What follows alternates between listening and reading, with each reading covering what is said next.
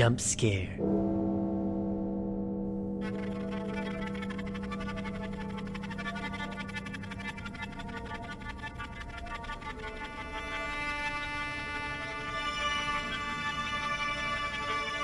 Good evening, intrepid listeners. We open our doors once again as the midnight settles in and invite you to join us for some dubious delicacies. Our menu changes frequently to suit the flavor of the month, but we always endeavor to give you the highest quality in the mysterious and unusual. It's natural to question this if this is your first time here, but then again, it is a good idea to question most things. We certainly don't blame you, given the decor of cobwebs and chains, and the distant screams from our larders and kitchens.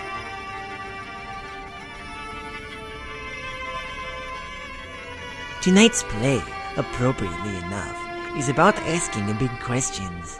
Questions such as, why are we here? Where are we going? Why does suffering exist? And is it worse knowing the truth, or remaining ignorant to the true nature of life?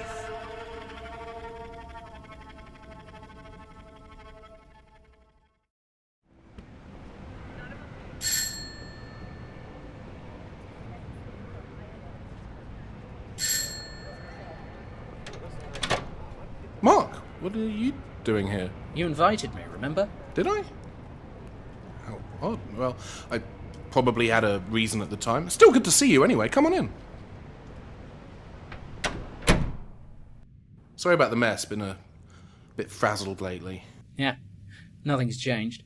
Your apartment of solitude looked exactly the same the last time I was here. And that was at least 3 months ago.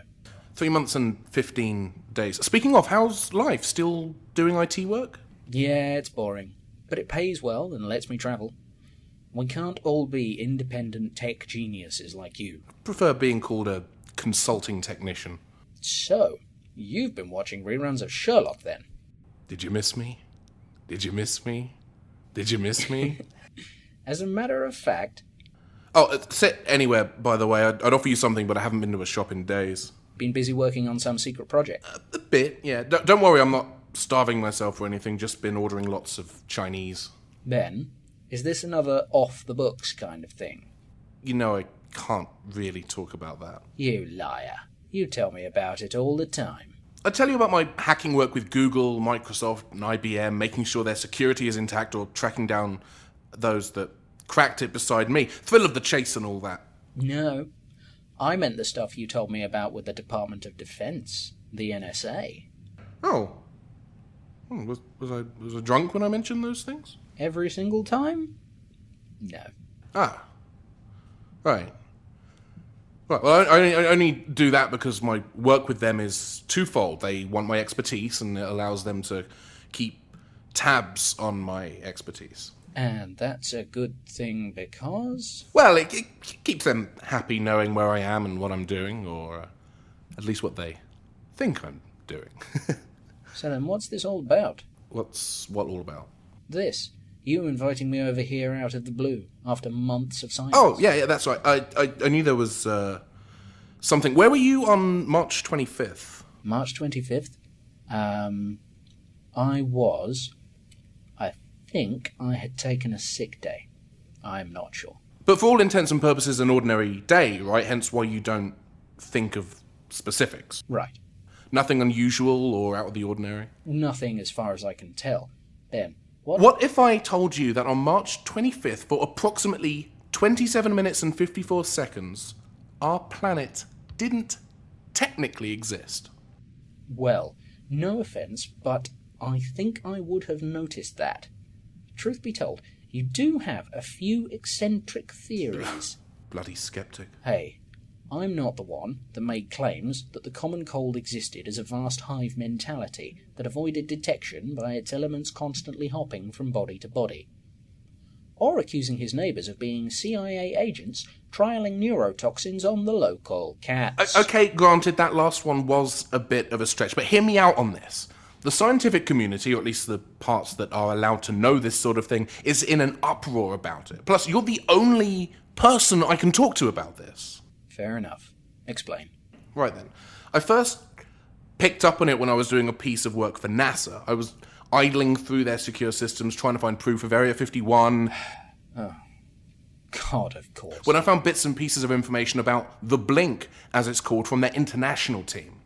I was curious and I did some digging. It was surprisingly easy to find everything I needed to find, despite how tight-lipped everyone is. It's like this.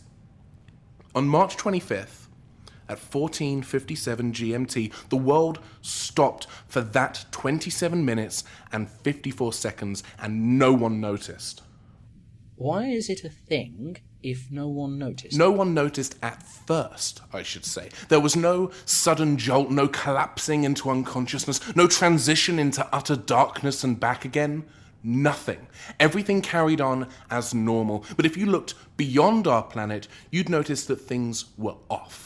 NASA and a few other space agencies actually picked up on it pretty quickly. Signals to ongoing missions beyond those in orbit around the Earth were all off by almost 30 minutes. Same discrepancy for incoming signals. At first they figured it was a problem with our computers. It was some sort of global hack or mass virus.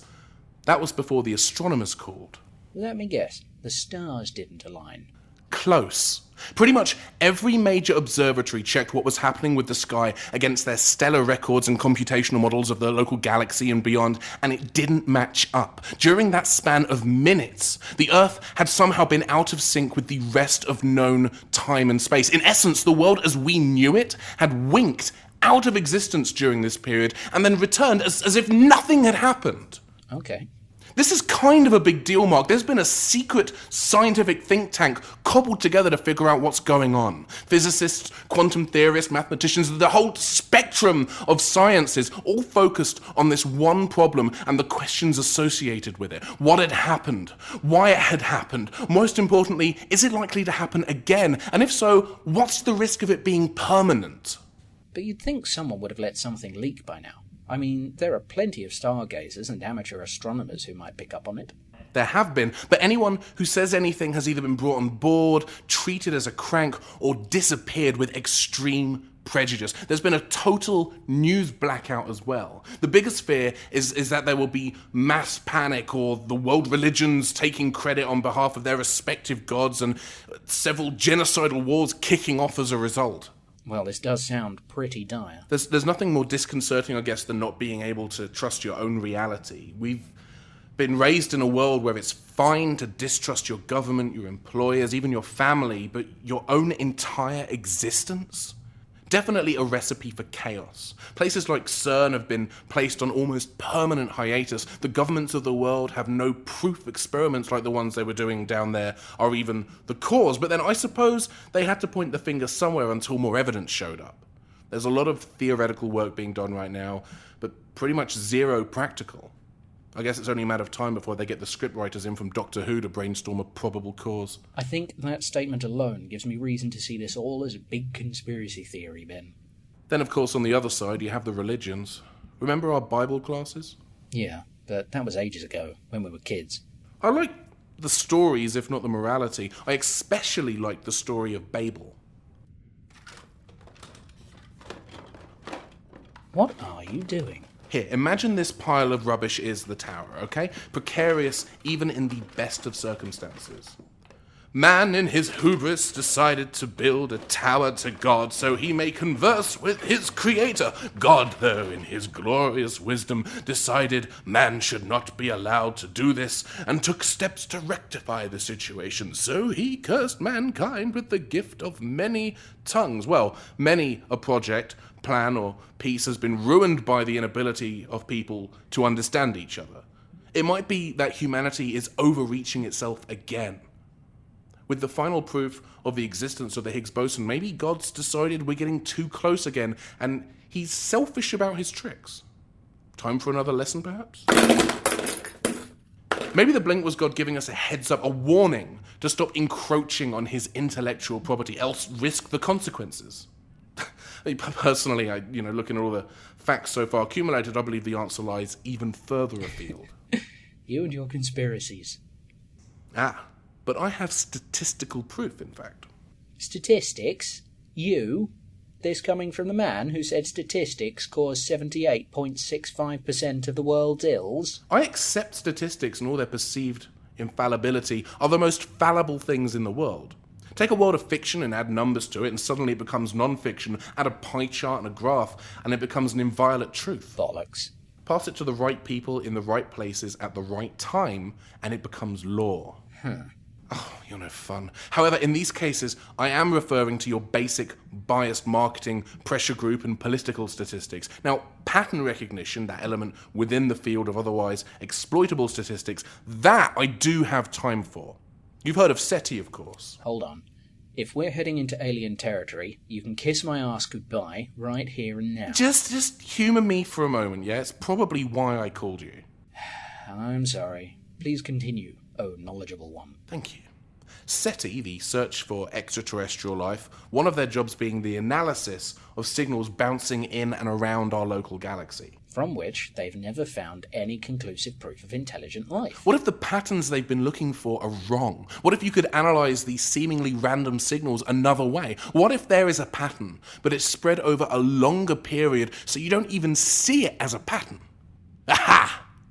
Have you been watching the Discovery Channel again? Is there a UFO special on this week? What if I told you I had written my own pattern recognition algorithm? What if I told you that it had found a message in those signals? Bullshit. Well, it wasn't easy, and I do have the NSA to thank. Although if they discover I've been running this algorithm in the background of their decryption supercomputer, then I might have to leave abruptly, or apologise. You can never really tell what mood they'll be in one day to the next. Ben, what about the message? Oh, that. What was the message, Ben? Well, it was short, and it really is rather impressive decoding anything like this, obviously. Ben? Hello, are you content?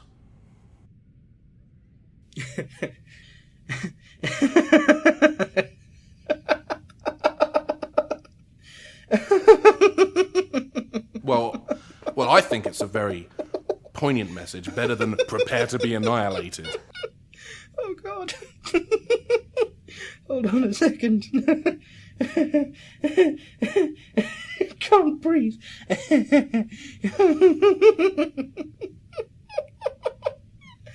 You had me shitting myself for a moment there. I take it then you don't believe what I found as a message from an alien race? Would you please stop laughing? Oh, I'm sorry. I'm sorry. Ben, you've got to admit, if you were to imagine contact from another species, I think I'd be looking for something a little more, I don't know, profound. I mean, we've sent out a gold disc giving a snapshot of the human race and our knowledge. Music, mathematics, you name it. And what do the hyper-intelligent aliens send back? The equivalent of have a nice day. You don't think it's from outer space, then? Look, Ben, I'm sorry. I think your algorithm found a pattern that wasn't there and extrapolated meaning from it. I disagree. I'll go even further and state that this is an alien species with an interest in the human race, a species directly involved with the evolution of mankind. Here we go. Are we really back on the engineer's theory once more? Has Ridley Scott been sending you secret messages in his films again?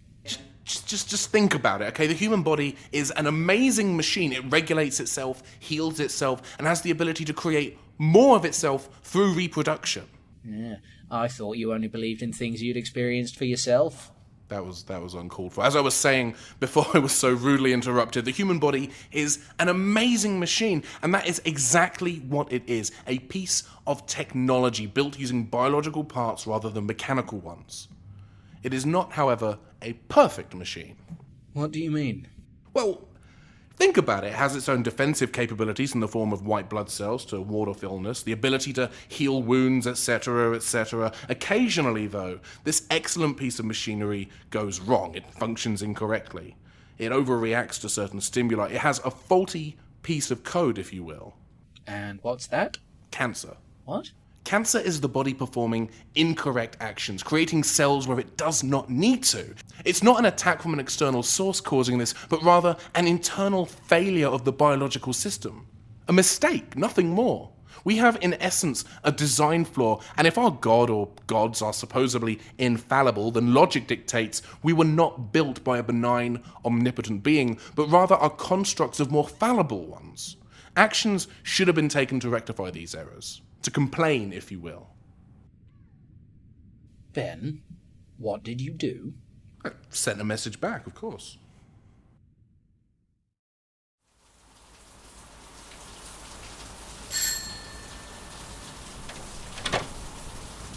Hey. Hey yourself. Been a while. 6 months exactly. Are you okay? Nothing wrong with you? No, nothing physically at least. Good. Because you look like shit. Yes, come in.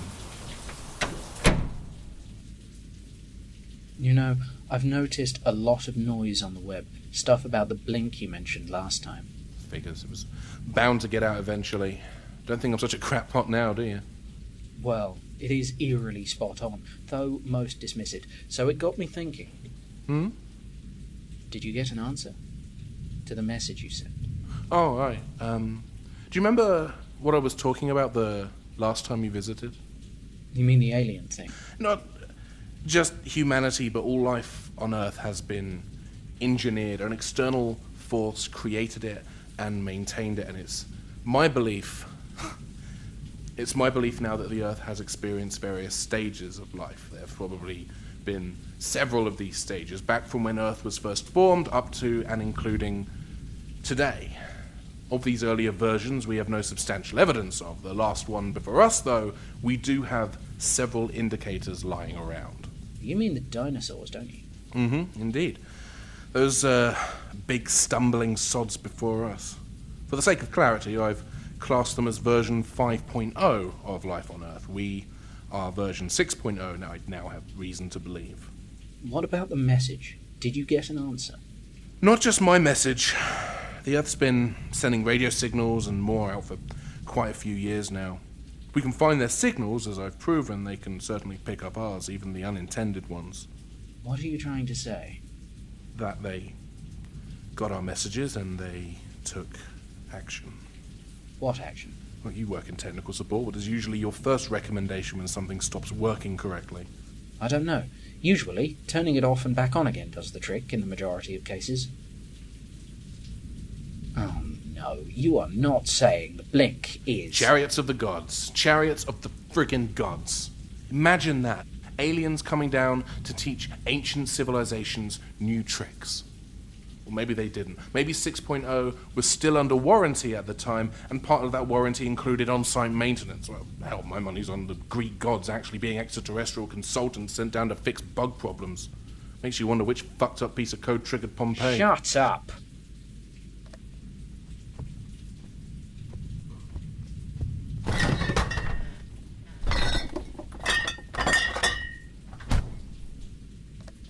Here, the beer's on me. Thanks. It would explain why so many people believed in pantheons of gods back in the day, alien engineers popping down to fix the system while we were still covered. Just like Microsoft's ending support for older versions of Windows, though, maybe we just passed the date where version 6.0 of Life on Earth was covered, so they'd stopped coming. And now, in this age of radio and microwave signals, the people of Earth are finally sending messages and emails that can be picked up by their gods, bemoaning this and that failure with their bodies, their families, and the world around them, demanding answers, and these messages tumble out across the ether of space, picked up by some backwater tech support desk in some forgotten nebula. The number of messages reaches a critical mass, a statistical point where action must be taken. And some alien equivalent of a high school dropout named Gary checks a scrap of paper on his desk for the instructions to an age-old piece of software and then turns it off and on again. I got a message back, you know. Jesus, Ben. What did it say? It's an audio message. It came directly to me. I spent the last week decrypting it. I have it here. Dear Earth, thank you for replying in regard of our recent query as to your ongoing happiness with your software. We passed on your multiple concerns to the relevant technical support help desk. Unfortunately, ongoing support for your current version of Life 6.0 has ended. The initial reboot of your hardware/software attempted previously appears to have not resolved your issues. Therefore, we will be refreshing your systems to previous stable release Life 5.3. Your contract does not include backup/restoration of existing data, so all current data will be wiped post-version with Life 5.3. Thank you for using Life, and please contact us if further issues occur. Best regards. Refresh? Using the version numbering as a guide, my guess is it would be resetting the Earth back to the late Jurassic period. Oh, dear God. I sent a message back, of course, asking them not to do anything. You did? I even couched it in the proper terms. We've decided to continue with our current installation. Please do not reboot nor refresh the system. Please ignore all other bug reports unless forwarded by me. Ben Glover, sysadmin of Earth. Let's hope they got it in time. Bug reports? Prayers. Oh. Sysadmin of Earth. Really? I had to sound like I was in charge, didn't I? Do you think they got your message? I honestly don't know. We can hope, though. I mean, by my calculations, we'll know in the next couple of hours or so. It's why I invited you over, I guess, so we can watch the ends together. Then again, we might just wink out of existence. Oh. I see. So we just sit here and drink beer until our world ends. Maybe. Yeah, pretty much. Bugger. I hate when there's a maybe involved. Well, to be perfectly honest, I don't think the dinosaurs were given a fair enough crack of the whip the first time round. It's only right they should be given another go.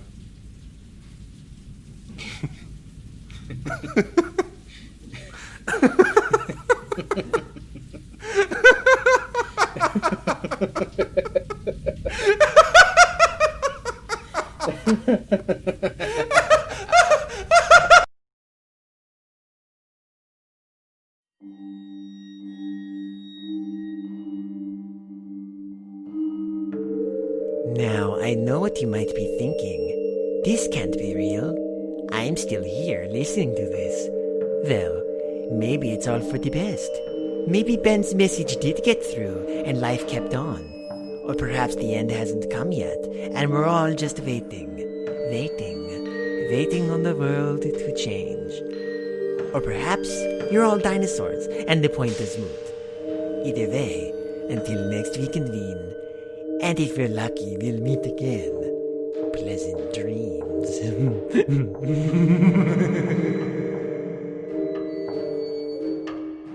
Midnight Marinara is a bi-monthly podcast written, produced, directed, and mixed by David King. This episode features the voice talents of Ben Paddon, Jason Caits-Cheverst, and Kaela Berry. When Gods Blink is based on the original short story by Charmingly Shallow. You can read this and other works of his at creepypasta.wikia.com under the same username. Comments, suggestions, cries of horror as you notice just how much blood there actually is on your hands? Please feel free to leave feedback wherever you listen to this, or email us at midnightmarinara@gmail.com. And hey, if you want to contribute to the show, put your money somewhere other than where your mouth is, and really you shouldn't do that since you don't know where it's been, consider becoming a patron and supporting Midnight Marinara's Patreon page with a small monthly donation. Thanks for listening.